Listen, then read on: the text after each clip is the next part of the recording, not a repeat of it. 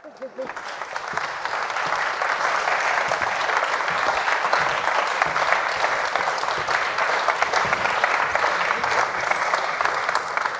take a seat. Hello everyone, thank you all so much for joining us this evening. My name is Nuala McGovern. You might know me from Women's Hour, but I'm so happy to be here this evening to have a conversation with our wonderful guests that are here on stage.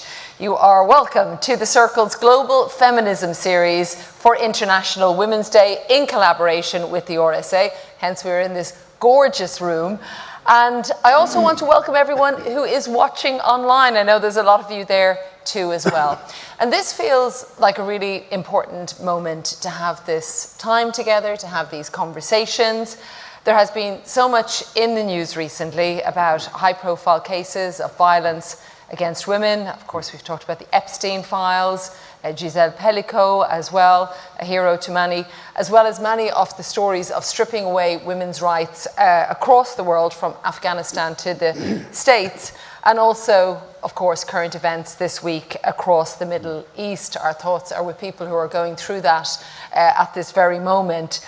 But before we get into the conversations that we are going to have, and I do want to just introduce my guest very briefly before I go to Annie Lennox, is Ziauddin Yousafzai, co-founder and board member of the Malala Fund and father of the Nobel Peace Prize winning laureate Malala Yousafzai.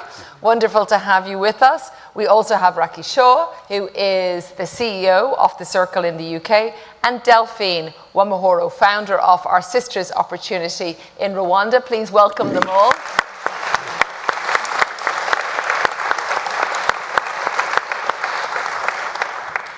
I do want to turn to the Circle's co-founder, Annie Lennox, who sends her apologies that she couldn't be here in person. Dear friends, I want to tell you why International Women's Day and Women's History Month are so vital. While we've made some hard-won progress over many decades, we are still so far from establishing safety and equality for women and girls around the world. Violence against women and girls takes place at every level of society, in all cultures and countries globally. Now listen to this fact and let it stay with you. 1 in 3 women will face physical or sexual violence in their lifetime. 1 in 3. This world is becoming more and more dangerous for women and girls everywhere. And while victims and survivors are facing devastating cuts to services, billions of dollars are being channeled into anti-rights, while funding for gender equality is dismally low and under threat at less than 2%.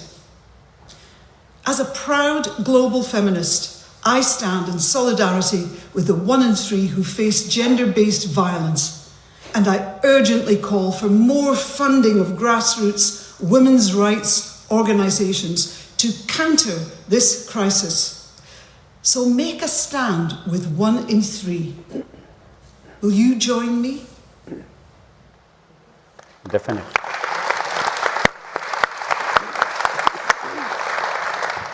1 in 3, that figure really stays with us. Let me begin with you, Raakhi Shah, as I mentioned, following on from what Annie is talking about there. How do you see it as you look at it globally for the situation for women and girls? I mean, everyone in this room and beyond, it's undeniable that we're in an incredibly turbulent time in the world. Every day is bringing a new crisis, as we've seen already this week. And as you said, our thoughts go out to everybody. But it's also undeniable that women and girls are always at the forefront of the effects of that. You touched upon just at the beginning about the abuses of power that have been in the limelight, the so-called Epstein files, the rise in conflict everywhere. And through decades of research and lived experience, we know that women and girls are horrifically affected. In 2024 alone, when they did the last bit of research, sexual violence in conflict had gone up 25%, which is extraordinary. And just, when we listen to Annie, if you take the broader picture, that 1 in 3 women will face physical or sexual violence in their lifetime. That's a statistic that hasn't changed for decades. So it's a really, really difficult time. Alongside all of that, obviously there's been huge funding cuts. So services, which Delphine will talk about later, her work and so many others at such a critical time that could be saving lives, could be supporting women, you know, really on the brink.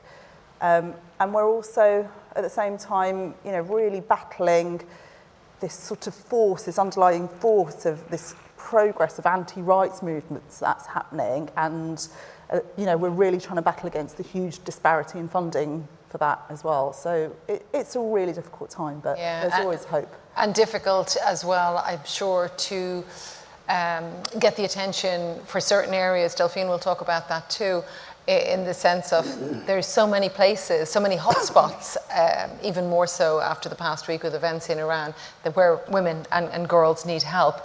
But, you know, we always want hope as well. So tell us a little bit about the Circle and how it's striving to make change. Of course.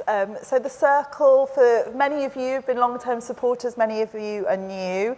But by way of introduction to the Circle, it was founded over 17 years ago by Annie Lennox is one of our founders, along with other leading women, and I was very lucky to be part of the beginning of its journey, being part of initial dinners where organically we came together with other kind of women from other sectors, and really the notion there was very simple. It was to help the sisterhood and support the sisterhood around the world. At that time, gender equality, women's rights programming wasn't at the heart of, you know, big NGOs' work, and I think hopefully we've put some of that on the map. And then over the last 17 years, we've really honed down our focus areas. Now we really focus on ending violence against women and girls and on economic empowerment to go hand in hand for us. And we do that by supporting incredible women-led grassroots organisations who are doing the difficult work on the front line. We support through 12 current partners in 12 countries, some of whom are here today, and we're really lovely to see so many of them. And we also do lots of advocacy as well, making sure we're holding governments to account. You must have seen some change, I'm just thinking through that time, because it's pivotal in the sense of at least some of the issues coming to the fore, even if we still have sobering statistics like Annie mentioned. It has, and as I said, you know, women have always been facing so many different challenges across the world, and there's so much synergy in different countries. But it's been really heartening to see so many organisations put gender rights at the centre of their work, and knowing that putting the power into the hands of women can, you know, make great change. So that's been incredibly positive. We have been so lucky that we've been able to support over 1.5 million women around the world in that time through, you know, supporting on refugees, counselling, hotlines, training and development. But those rights are under threat, and we are, you know, going to be impacting the number of women that we can support and serve. Because rights, as we've seen as well, can regress at times. It's not always a forward motion. But it is International Women's Day, why we are here gathering this evening. And some people say, do women really need a day to themselves in 2026? And the response is, men have a day as well, so that's okay. So that's always the response. International Women's Day is so important. I mean, it was founded over 100 years ago. Where has that time gone? By garment workers and labour rights movements, you know, calling for equal pay for safe wages, etc. And so much progress has been made, and dare I say it, by women's rights organisations and activists at the heart of it. So we should celebrate, absolutely. Lots more laws have been coming into place. You know, there's been increase in pay for women. They've been breaking glass ceilings, but we're so far off reaching gender equality and safety for women and girls. The global goals, which are the indicators you were about to say, on lots of different things, but the one on gender equality, every single indicator is off track and not likely to be met by 2030. My understanding is there's not one country in the world that has actually got gender equality. No, not even in Scandinavia, which we sometimes use as a model. Let me turn to Delphine. Thank you very much, Raakhi. Let me turn to Delphine because you mentioned some of her work and we want to kind of find out what is happening on the ground. Tell us about your journey as a feminist leader. We see a lot of feminists in this group, some of them literally wearing their heart on their sleeve and the words on their chest. You became a feminist leader and also set up Our Sisters Opportunity. Tell us a little bit about that. Yeah, actually, my feminist journey started by a story of my own life because I was inspired to start Our Sisters Opportunity due to my own story, where I remember it was around 4 p.m. and the sun was going down and my peers from primary school came running towards me, singing, playing, congratulating me for being the first student in our district during the national examination. I celebrated a little bit, then the first thing in my head, I ran to my mom to tell her the good news, and she hugged me. I was young, but she gave me a hug and she turned to another direction. I don't know what she was thinking. Then she came back, she told me, no, you can't go to secondary school because you will have to wait for your brother to finish secondary school, then after that you can also go. Then a European tourist who was touring, because I live in hilly, Rwanda is really a country of 1,000 hills. They come to hike sometimes, and he heard my story. They decided to pay for my school fees. And I went to study in Uganda and Germany. Then I came back to work in my hometown hospital as a radiologist. Then when I got there, my peers from primary school, same ones, would knock to my door asking for like £1 to pay health insurance, to pay education for their children, to pay food. Then I reflected back. I was like, this could have been me if I didn't get access to education. And this story is very similar to thousands and thousands girls in the global south. So I would give them £1, but that was not sustainable at all. Then I started sitting with them to see what can we do. That's how we come up with a program in vocational training, entrepreneurship, and really making sure that they get money in their pockets and address the basic needs. And also that was not enough, because social norms rooted into patriarchal system and gender-based violence out in our community would drag many other girls into poverty because of teen pregnancies and all of that. So I decided to address the financial needs by empowering them, but also working with the whole community, local government, police, lawyers, and to really work together to address. I'm really curious about whether people were on board with you really changing young women's, girls' lives to try and get them to be more empowered, to have more financial independence, because you mentioned different parts of society there, but I would imagine there might be some pushback. Yeah, a lot. Social norms, again, even our graduates are still facing such challenges, because we train them to become leaders and entrepreneurs to lead their own businesses. But once they get back in their communities, the parents doesn't understand why a woman should be a leader. So even your parents could be against it? Yeah, 100%. Yeah, even the community itself. So we are doing a lot of work in advocacy, teaching them the law, teaching them, showing them examples of our graduates to show them what a woman can do, what a girl can become. So it has been a journey, and we keep going. Yeah, and I mean, what do these girls, women, tell you when they graduate? about their lives and how it's changed? I would like to pick an example of one amongst 20,000 girls who have been working with. This is incredible. And let's repeat that figure. So you're talking about 20,000 girls. Yes. Which is incredible. Thank you so much. Actually, that's the hardest question because every girl, every woman has their own issue. I'm sure. And when I'm asked that question, I'm like, oh my gosh, which one should I pick? So Diane really inspired me because she was born from a disabled mother. And she was kept, her mother was kept out of the community because she couldn't offer anything to the husband and to the family.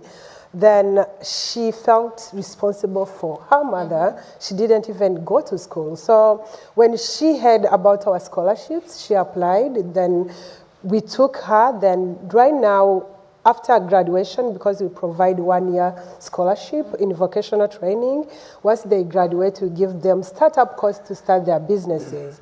Now she's running her own business, making around 150 pounds every month, and she can take care of her mother, take care of her her relatives.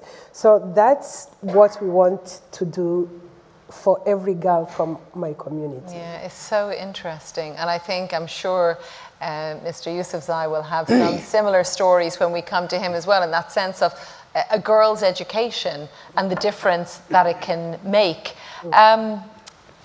So global feminism, what does that mean to you? To me, it means solidarity, accountability, and really action that speaks for themselves, and towards mainly gender equality and women's rights, because it's more of the sisterhood. It's not just one person's work. It's more of coming together, bringing different expertise and different efforts, and really investing your time, your expertise, your money to support another sister. Just one, so that one sister at a time. Yes, that's right. Yeah, one sister at a time. But I'm also just wondering, Delphine, because you've done this amazing work, what's the biggest challenge? What's the thing you're coming up against at the moment that would make your life, your work easier? I would say that we have done amazing work where we created infrastructure for the next generation to thrive. We impacted individuals, household, and the community. But looking at where the world is going, yes, it's so scary because even the work it's scary itself. It feels lonely.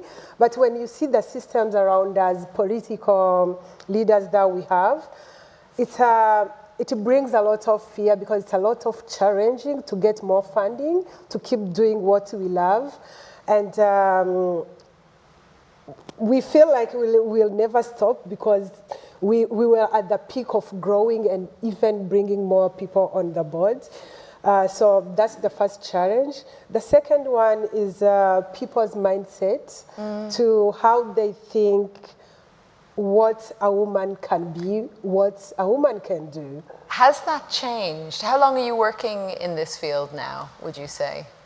We have been in existence for 5 years. Yeah. But I would say that at least people's attitude and perspective, perspection towards women's rights. I would give example. For example, that a girl should go to school. Yes. A woman has the right to be written on land title. Those things has been changing. People get to understand that. But the problem that there is persistent social norms that require consistent teaching, dialogue session, holistic approach so that our graduates can thrive in their communities. Thank you so much, Delphine. And I see Ziauddin Yousafzai nodding along with that, because there are so many parallels, I feel, with what's happening in Rwanda and what was happening in Pakistan. And of course, what was your little girl, Malala. She's a full-grown woman now. Let me read a quote from Ziauddin, which is, "People ask me what's special in my mentorship, which has made Malala so bold and so courageous and so vocal and poised. I tell them, don't ask me what I did, ask me what I did not do." So let's talk about that. What did you not do? Thank you so much for this kind introduction, and thank you for your rich contribution to this discussion. It's so nice to be known as a daughter's father, Malala's father. Once upon a time, Malala was my daughter. Now I'm her father. I feel so proud of it. Coming to your question, that when I say, people ask me what special I did to raise a daughter like her, who is courageous, bold, poised, and I say, don't ask me what I did, ask me what I didn't do. And that is so important, and that has a context, our family context, my story, my wife Torpekai's story. Would you like to stand it? They may see. Yes, let's also.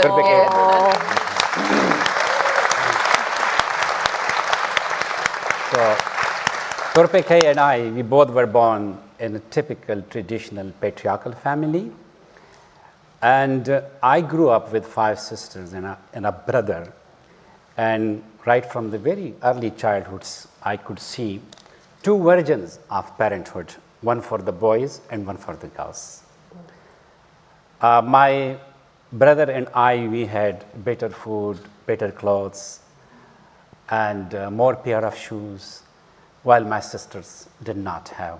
And the worst discrimination that they went through was deprivation from education. While my father and my mother had so many dreams for this one boy, especially I was younger, so for me they had so many dreams. Yeah. But for my 5 sisters, their only dream was to get them married as early as possible. So growing up in that environment of patriarchy, I'm grateful to my father, because though he was not great father for the daughters, but for me he was amazing, because he was a Maulana, he was a prayer leader. And rather than putting me into an Islamic seminary, like in a madrasa, he admitted me into a modern school, and that changed my future. So my father was a father of future, like a futuristic father. He didn't shackle my future with his past, and that made a big difference in my life. My mother, who could not read or write, but with her indigenous wisdom, she loved education. Did she? Yes, she loved education, and she always told me great stories of the people in the community who made their life through education. So this was the environment inside the home, but this was not just one house. It was the culture of the community, is what the culture of the society. And what changed me was education. Education changed me into the kind of person that I became. It made my inner being beautiful. It gave me values, the value of equality, empathy, love, respect, all beautiful things. And that was why that I was determined that if I became a father one day, I will be a different father. I will educate my daughter. And from there, like, that journey starts. And when Malala was born, Torpeki is here. When I saw her for the first time, this little baby, newborn, lying beside her mother with her star-like shining eyes, my heart filled with pride and gratitude. I have never seen that beautiful moment in my life ever after that, because we have only one daughter. Okay. So after that moment, I mean, this journey begins, and then what happened that I named her after the Malala of Maven, the legendary Afghan heroine, if you Google her name, we don't have much time, Nuala McGovern, who had her own name and her own identity. Because women in my culture, they are known by husband or by brother or by son's names. Their names are not publicly said even. So a few weeks after, my cousin brought me the family tree. And when I look at their tree, they were all men, fathers, grandfathers, great-grandfathers. No mother's name, no grandmother, no girl. And what I did, I picked up my pen and drew a line and wrote Malala. Oh, how lovely. What a wonderful story. So these were my small feminist actions at a time when that I had never heard the word feminism at that time. That's what I was about to say. Did you know the word feminist? No, you were a feminist before but you knew honestly, the word. after knowing that, oh, there's a feminism, world feminism, people who believe in women's equality, rights, those people are called feminists. Then maybe, if you agree with me or not, there are so many great feminist Pashtuns, but I may be with my mustaches, because you see, mustache is the sign of masculine power and strength. Interestingly, Yeah. I don't know in the West, but in our culture. Am I right? So I'm the first Pashtun feminist, a proud feminist with my mustache. And I love it. So that's why I tell people, don't ask me what I did, ask me what I didn't do. I didn't clip Malala's wings. I broke the scissors that could clip her wings. I let her fly. And second thing, I encouraged and I valued her. I listened to her. I allowed her jokes. I let her to sit in male gatherings.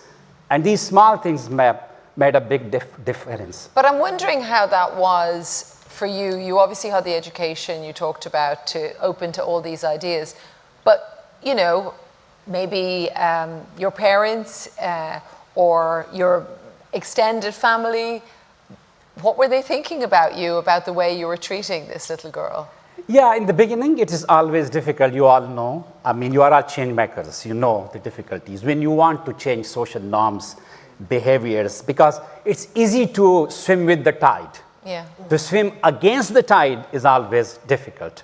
So in the beginning, one of my nephew told Torpeke, my wife, that he couldn't tell me straight away. He told Torpeke that people in the community, they are raising their brows that Malala is a Pashtun girl and she should be inside the house. She should not speak to the public. She should not appear on television. She should stop this campaign for girls' education against Taliban, because it's culturally not good. But I told her that, tell him, don't poke your nose in our family affairs. But my same nephew, now he runs a state-of-the-art school in our community for 1,000 girls. He is a feminist husband, a feminist father. So in the beginning, you can't, it's difficult to swim against the tide, but the time comes that the waves go with you, because the tide goes with you. I think that's really the crux of it, and I think I'm hearing that from Delphine's on-the-ground experience. It's like, how do you change social norms? How do you change that culture? Maybe it is little by little that you continue to kind of pick away at it. But it is interesting you mentioned your nephew there, because I think, well, we've lots of men here as well tonight. There's always this question about male allyship, and how do you encourage more boys and men to be feminists? What would you say? Yeah, this is so important, like especially as you mentioned in the current situation of manosphere and the situation about the status of women and girls from, as you mentioned, Epstein Island, and like what is happening in Rwanda, and in Congo, in Sudan, in Yemen, in Gaza, and in Middle East, and especially if you don't mention Afghanistan, it will be like we have a starter in our meal and forget about the main course. Yes, completely. It's so important. So right now in Afghanistan, like 20 million women have lost their right to education, their right to work, their right to free movement, veiled from top to toe. Even their voices have been prohibited to be heard by men, and the new penal codes, everything you hear is an inhuman thing, un-Islamic thing at all. So on International Women's Day, we must celebrate those brave Afghan women who are standing for their right in the streets of Kabul, Afghanistan, and the Afghan women diaspora who are raising their voice in every part of the world. So they must be mentioned. But you are asking especially about the how to kind of bring the boys and the men boys and men. I'm so, like, people know me as Malala's father, a daughter's father, but I'm so proud to say that I'm also the father of 2 feminist sons. So it begins from the family. The family institution is so important, like the values that we share with our kids. And in my, I want to say something very practical, like not just any advice. I have been in my male allyship activities with Mark, who is here, my friend. And we have been to Nigeria, and I have seen so many people in father clubs who are changing other fathers, how to unlearn the bad and the barren masculinity. I'm using this word intentionally. Masculinity, barren masculinity, which is not productive, which is not helpful, which is rigid, barren which is not compassionate. So we have been there seeing fathers changing other fathers. And there are safe spaces for boys where boys learn how to respect girls and how to know about GBV and how to protect themselves from violence and how to be respectful to other girls as well. So many ways and also we are working with Men Engage, how to make our work more effective, and we will be convening in Abuja, bringing all stakeholders, traditional leaders, faith leaders, civil society leaders, students to one platform, that how can we collaborate together to take this work of feminism, our gender equality, from individual to collective work, from symbolic to strategic.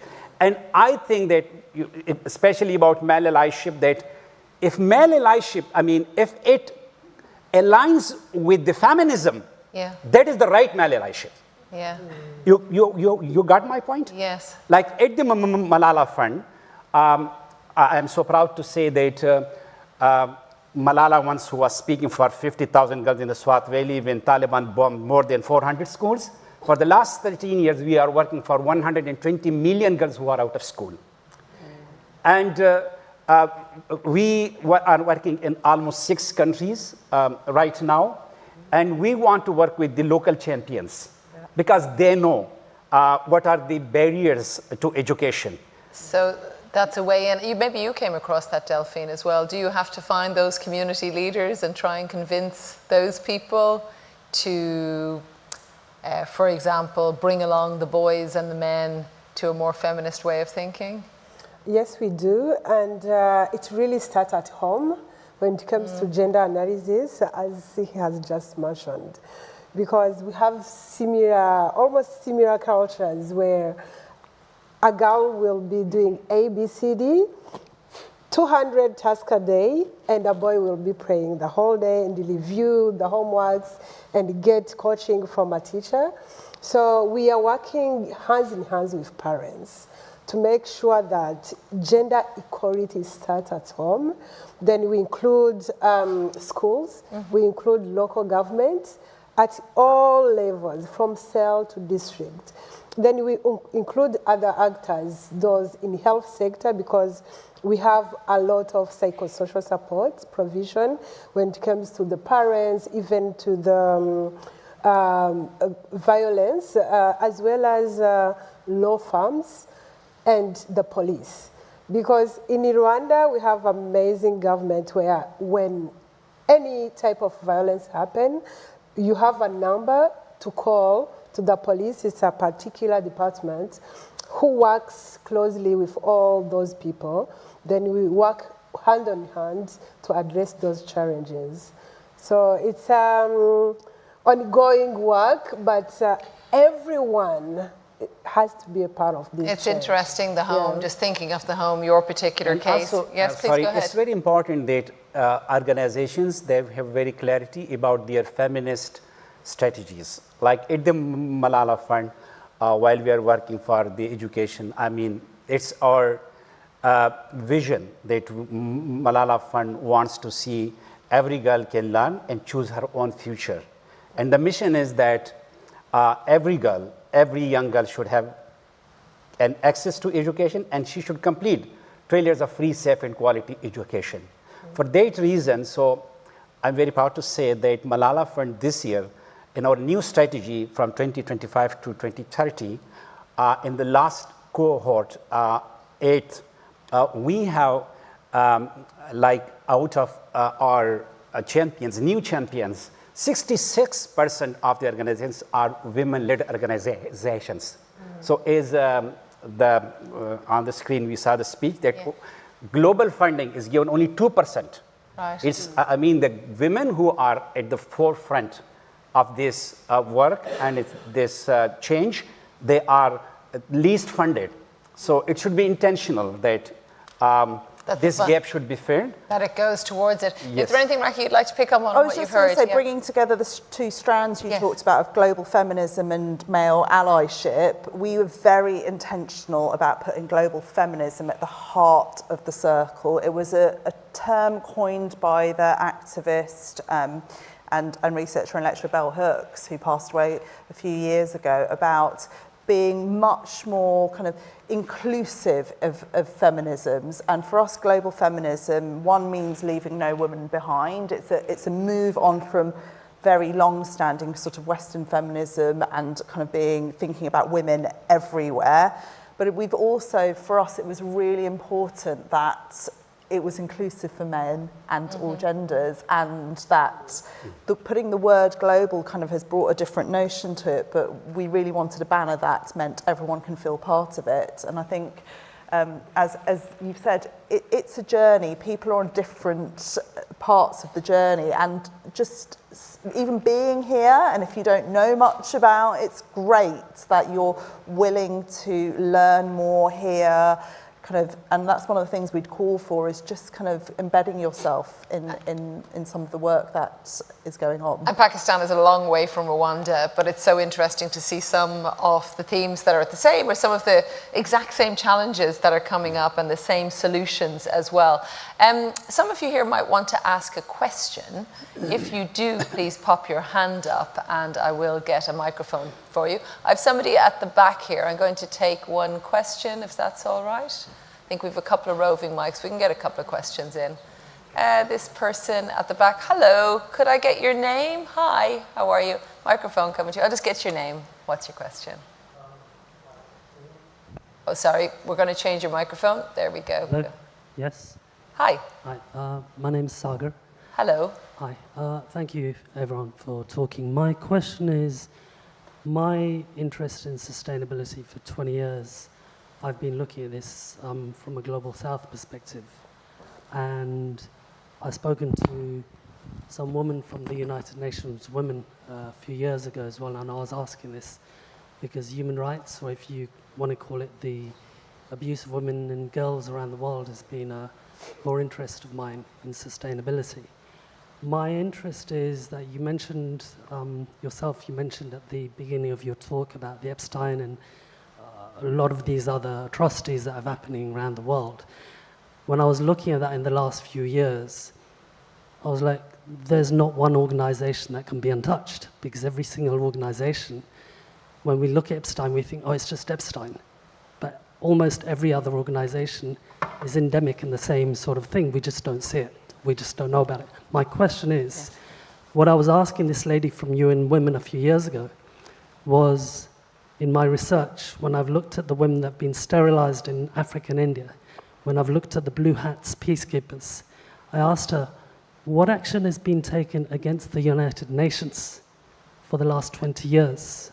When I've seen the records from the United Nations themselves, where they gave themselves a judgment saying, we've seen the actions happen. What is your question specifically? So my question is, if we are talking about Epstein, what reflection, self-reflection are we doing on the organization that is giving us these global goals? The most endemic amount of abuse. Are you asking about the UN specifically? Yes. Yes, okay, Yes, of thanks for your course. question.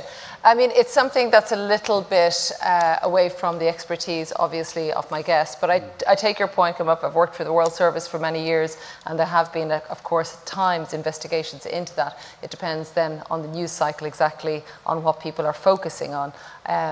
I think with that one, I might move on to another question because I don't think it's specifically the expertise of my guests that are here. We have another question on the front here.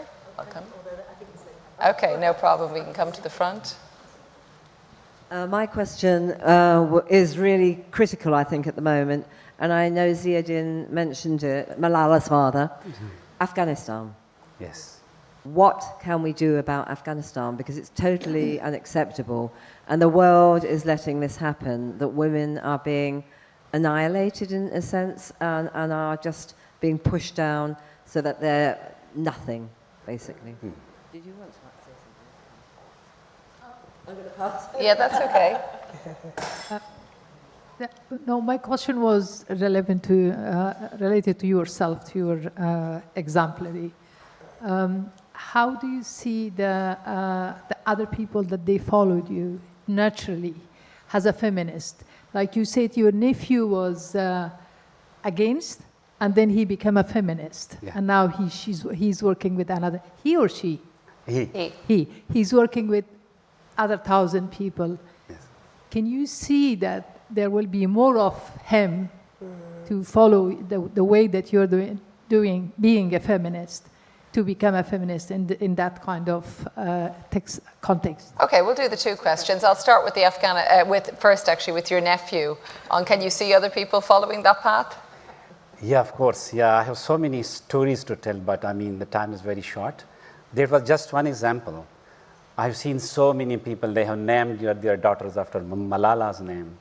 I have so many men, like in their school, which I mentioned, he leads their school. And the school has almost 1,000 girls. And when the first batch of the girls, they passed their GCSE exam, and the girls stood first in the district.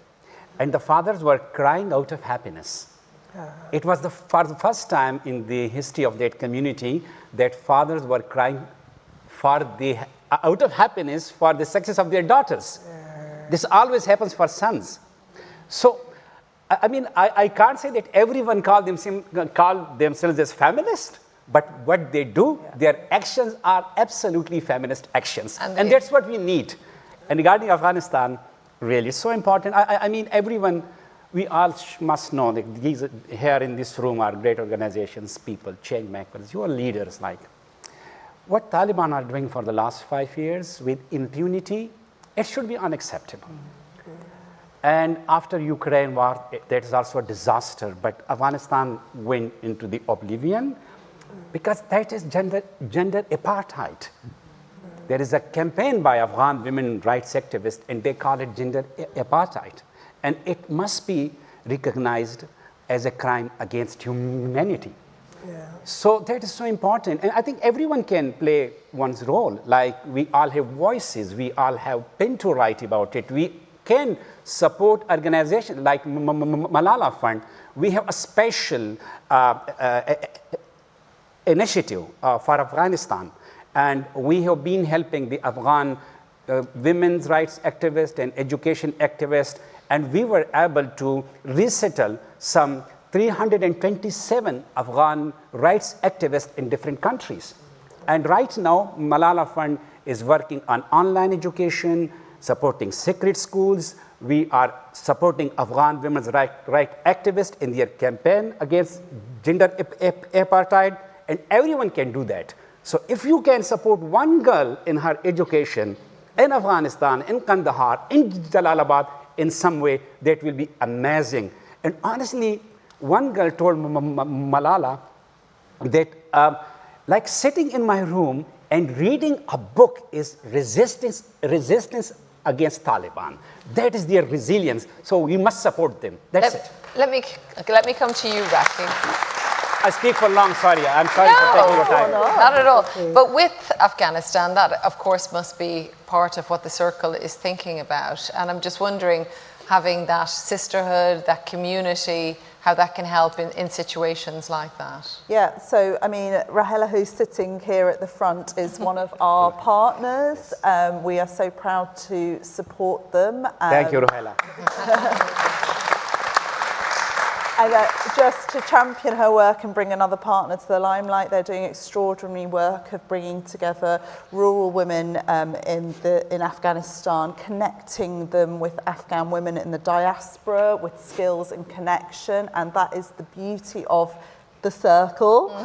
There is a circle forming there, there is a sisterhood forming there, and it's extraordinary that they can have that confidence while they're not able to go to work, while they're not able to go to school, that they can keep that connection, they can keep those skills up. So that is just one part of what we are doing in terms of empowering women. And I think what's so special as well is that someone asked me early this morning, what's one of my highlights in this role? And of course, the impact, of course, everything in the numbers of women we're reaching. But we go back to the word of global feminism, and one of my highlights of the year is we run a partner circle where Delphine and Rahela and our partners in Sri Lanka and Uganda all come together, and they kind of share inspiring stories, they share learnings, and you can see them bubbling away with this incredible excitement of what they can achieve together across territories that they will probably never reach or travel to, and what they go on to do is extraordinary, and I think that sort of encapsulates us being called the Circle and that notion of being global. I know this lady is dying to get in. Let's get a microphone to you up here at the front. Hi, what's your name? Hi there, I'm Lucy Wills. I'm a fellow here at the RSA, and a lot of my work is about the power of design. And one of the things we've touched on just now is the power of storytelling. Yes. And what I'd love to hear from the panel is what story about the potential and power of women have we not quite heard yet? What do you think the future looks like? What stories should we be telling? What do we need to know? What do people need to know that they don't know yet? Can I take Please, go ahead, Raakhi. It's also from something Delphine said this morning about it just takes one person. It could be in this room, it could be somewhere else, but it can take one person to make a significant change. And we touched upon Giselle Pelliquet in the case earlier, and actually I heard somewhere talking about Gina Martin, the activist, and everything she did around the laws for upskirting in the UK. And then the French government, a French activist took that on board and adopted it there. And it was that law from Gina Martin that led to Giselle Pelliquet's husband being taken... being arrested. And that case coming to light. And that was one person, and that has had significant ripple impacts. But you just look at, women, girls in your organisation, just empowering one woman through a scholarship to what it will lead to, like you had. So I think that's something really important to take away. Is there another story that you feel needs to be told, Delphine, that hasn't been told yet? Pretty similar, because when I started our Sisters Opportunity, I was just one. You were just one. Yes. That's really incredible to think of with the numbers now. Yeah, now we have 20,000, and all the 20,000 commits to support other 3 in their businesses. Personally, I truly believe Africa or global South countries will be saved by entrepreneurship, plus advocacy, education, and all of that. So in their businesses, they hire at least 3 other people. So that ripple effect, I need people, the world to know, it takes just a trusting one human being, especially when it comes to girls who lacked that trust, that opportunities, that rights, giving it a shot and trust just one person and see miracles happening. I think it's a wonderful message actually for this evening. Maybe you're already very familiar with the Circle, maybe this is the first time you've heard about it or are coming, but to think that one person can make that difference and that it could be you is something that I hope you'll take away. But the work goes on. It's obviously incredibly intense work. I think everybody's probably felt that from the numbers we're hearing, and the sort of work that they're doing in trying to change a society and cultural norms is just huge. So what do you do to switch off when you're not taking care of your 20,000 women? That's the hardest, but I run away from my community. That's why I love traveling, because when I'm there, it's 24/7. 24/7. So I love traveling, learning what other cultures got when it comes to design, fashion. And, well, I have your lady here that you can have a little chat with afterwards. Yes, and the food. And the food. How are you finding London? English breakfast is the best. But the rest, when it comes to the main course, you have a lot of innovations, and it's confusing my mouth. I can't really tell, so English breakfast. We took Delphine to Pizza Express yesterday, not the High Wycombe branch, just to say, and you tried dough balls for the first time, which is now an institution of British, even if it's Italian. That's it. We all need a little bit of or and or. What about you, Raakhi, if you're not running the Circle as CEO? How do you have a little bit of downtime? Delphine and I was talking about it's very difficult, but change of scene is right. I really try and take myself off for a swim to kind of clear the head. I've been enjoying Stanley Tucci's tour of Italy. It's yes, that's very calming. Good. I can't be watching any hard-hitting documentaries when the news is kind of taking over the world. I think just trying to get yourself into a different headspace is kind of really important. And Ziauddine, you are in Birmingham now instead of the Swat Valley. That must have been a bit of a change. Yeah, big change. Swat is very different from Birmingham. Swat, the Queen called it Switzerland of the East. Very beautiful. Your question was that? Well, no, it's more just wondering, how do you relax? How do you kind of stop when you need to stop being an advocate, or, you know, just take time out to replenish and recharge your batteries? So I'm 56 now, and every second day, every other day, I go to gym. Torpeka is with me. We both go to gym. Good woman. That's one thing that I get very relaxed afterwards. And if I'm tired, then I go to a coffee shop and having Spanish latte with some dark chocolate cake. Okay. So this is how these change makers take some time out. But before we go, I would just like to get maybe one message from each of you for the people that are here tonight that you'd like them to take away after our chat at the Circle. Delphine. One message for me is that one little person can make biggest change in a very little space, since we all know there are many things we can't change that are very powerful, bigger than us. And if we are many doing that in little spaces, that's the only way the whole world will change. Very good. Raakhi. Mine it's very similar to Delphine's, but building on it is join us. Join us because we are a charitable organisation, but we're also a movement. And right now in the world, if we are going to counter with us all good people in this room and beyond, with everything that's happening, with all the billions that are being pumped into the anti-rights movement, which we think may not be coming anytime soon here, I think we have to realise there is a huge risk in thinking like that. If we are going to counter that, we all need to be part of a movement.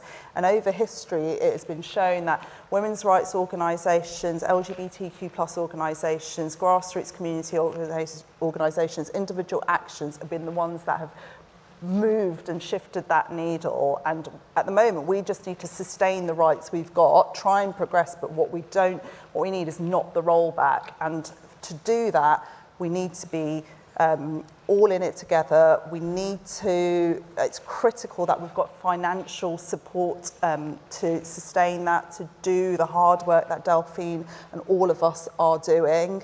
I would be remiss to not say, please think about giving us a financial gift, a donation. It will be incredibly vital. You will be doing, you know, whatever your means are, however little or large you can support us with, it will go a long way. It will support services, but it will also counter all the anti-rights that's happening in the world right now.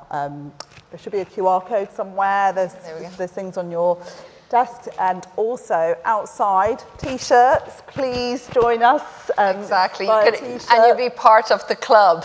Another global feminist. Before I let you go, Ziauddin, what would your message be to people to take away? Yeah, my message is very simple. I think when we talk about feminism, gender equality, women's rights, as a Malalai, as a man from the northwest of Pakistan, from my personal experience, when I look to all this environment globally, locally, nationally, one thing that comes to my mind is education, education, and education. Honestly, education is the most powerful equalizer. Education is the front door, especially for girls. Education is the front door to the house of life for girls. It's not just learning languages and mathematics and science and computer. It's emancipation. So if we really want a change in the world, more gender equality, more prosperity, more peace, more happiness, we must educate every girl on this planet. And don't forget Afghan girls. Thank you so much.